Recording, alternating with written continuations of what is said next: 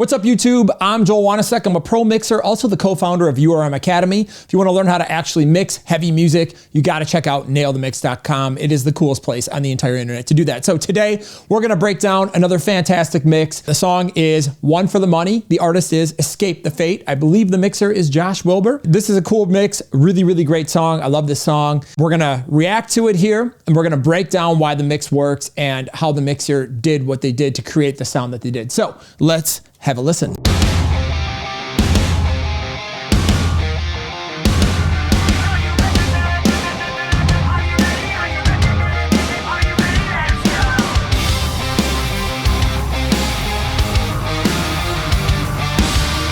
Let's start out by talking about the backbone, which is the kick drum and the snare drum in this mix. I like the kick because it's very scooped, meaning it's got a nice amount of attack and like a pillowy smack to it. It's not like super snappy and clicky like a typewriter death metal kick would be, but it's definitely got like a nice like thwack, you know, like chest pound to it, slap, you know, kind of slaps you. The bottom end of the kick isn't particularly massive in terms of like the sub low end. It's not like doom, you know, where it's just punching hard on the subs. It's a very nice kick. Very mid-range, and I think it's great for a rock song like this. The snare drum has got a really cool reverb characteristic to it. It's got a nice long tail. Have a listen.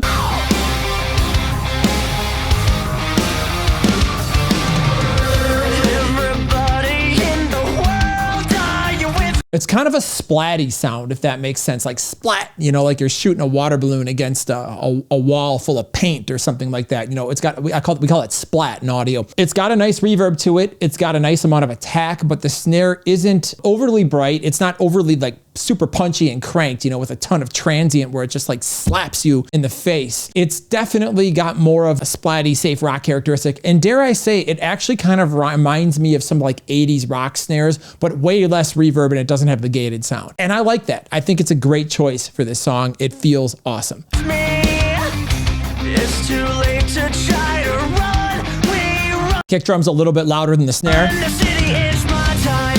It's showtime. Held me down, now it's don't give a fuck time. It's go. Okay, one thing that's cool is if listen to the top end of the hi-hat and the snare drum and how they work together, right? The top end frequency accentuation, like where the snare drum lives, is also kind of where the hi-hat and the cymbals live. Listen.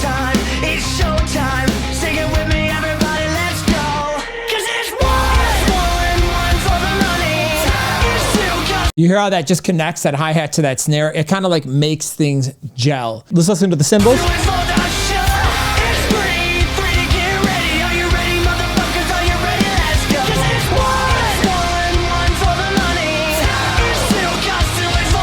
Cymbals have a lot of like 3,000, 4,000 cycles to them. Like they're up there in the frequency spectrum, but they're not like super, super crisp and super like airy and sibilant, and I shouldn't say sibilant, vocal. How can a cymbal be sibilant? That doesn't make any sense. But you know, in like the sibilance range frequency, right? Like 6 to 8K, 5 to 8K, there's definitely a bit of air to the cymbal, and it's nice. It's very interesting to see where those are placed, because if you listen to where the vocal is placed in this mix, it's very, very unique. So let's talk about Craig Mabbitt's vocal here for a second. Have a listen.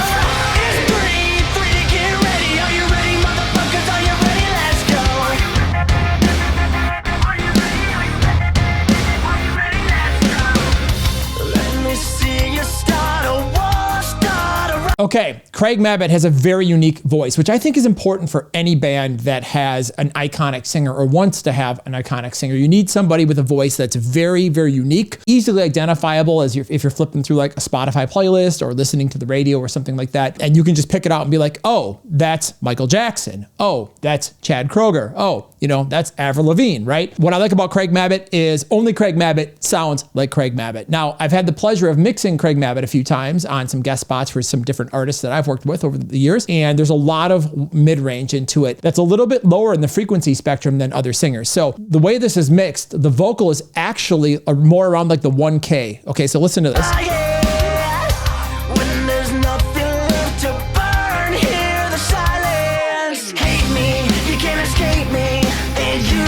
There's There's almost like a nasally quality to it, right? That's that 1K. Like if I had an EQ, I could make it kind of like this. That's the frequency range. I'm just making my voice sound like that to accentuate what it sounds like if you're not mixer, right? The vocal is in that spot. And what's cool about that is normally like that's where the top of the bass guitar would live. But when you have a vocal that's that low in the spectrum, where a lot of vocals might be a little bit higher, like 3K, 4 or 5, right? Especially if you're doing like female pop, it gets way, way up into the stratosphere of frequency in terms of like the air they would put in a voice. But this is like really up the center. Normally that would be where you put the top of the bass. So if you listen to the bass guitar, there's actually not a lot of attack information on the pick there. It's kind of out of the way of the voice. Listen. Never gonna change me. I can't stand it. I fucking had it.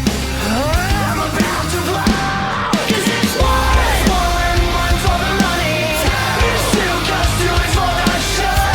So the bass is mixed around that. The bass is actually kind of, I want to say low-endy and boomy in a way, in a good way, boomy, not boomy in a bad way where it's out of control, but like the bass is, you feel it more than you hear it. It's not like really attacky, like a lot of bass now, and if this was mixed today, you would hear a lot more clank and like smack and snarl on the bass and distortion because it's a very popular trend right now. Here, you don't hear a lot of that because it would get in the way of the voice and what makes the voice special, which is the most important part of the mix. So you have a lot of boom to the bass. It's not super, super clear and aggressive. It's just enough where you can hear what the bass player is playing, but it really adjusts like the way you feel about the mix. Like it brings the energy to the mix. And if you took it out or turned it down, the whole thing would fall apart and this mix would not work. So the bass is beautifully placed. It's 3 to get ready. Are you ready, motherfuckers? Are you ready? Let's go. 'Cause it's one for the money. It's 2 'cause 2 is for the show. It's 3 to get. Okay, guitars are kind of secondary in this song. They're a little bit behind the drums. They're kind of meshed into a wall with the bass. The guitars are very mid-rangey. There's also a decent amount of top end. So like I said, if the vocal is here in like 1K, the guitars have to be either higher or lower than it. So there's some there and there's some on the top. So like the 800 to 600 range. There's definitely some of that in there, but there's also like the 2 to 3K I hear in the guitars, and the cymbals are up there. So mixing is like putting things in a line frequency. It's like a row of ducks. You know, if you put duct 2 in the row, no other duck can go in duct 2 because there's already duct 2 is there. So you can't put 4 ducks in the same physical space. The same thing is like mixing. You've got to spread it out and make it a little bit more like, you know, everything needs to be put in a line. This is done beautifully in this mix. Are you ready, motherfuckers? Are you ready? Let's go. I like those filtered vocals. They're cool. The vocals actually kind of have that sort of filtered vibe to them through the song. And like, there's definitely some doubles in there that have that kind of vibe that support that. When this was mixed, this definitely, the mixer made a conscious choice to like, this is the sound of the voice. Let's make everything support that in that frequency range and stack it up.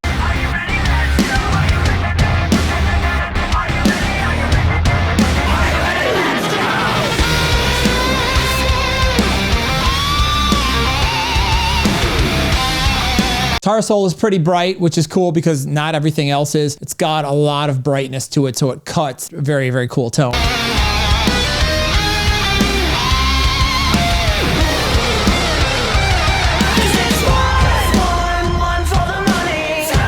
All right, so that's my breakdown of One for the Money by Escape the Fate. If you like this mix or you got any comments on the mix, drop them below. Let me know what you think about it. Please click like and subscribe if you enjoy this stuff. And of course, let me know if there's any mixes that you think are sick that you want me to break down from a pro mixer point of view with my ears and see if I can deconstruct it a little bit and help you get inside of the thought process of the person who actually did it. Thank you so much. And of course, if you want to learn how to mix, check out nailthemix.com. Have a good one.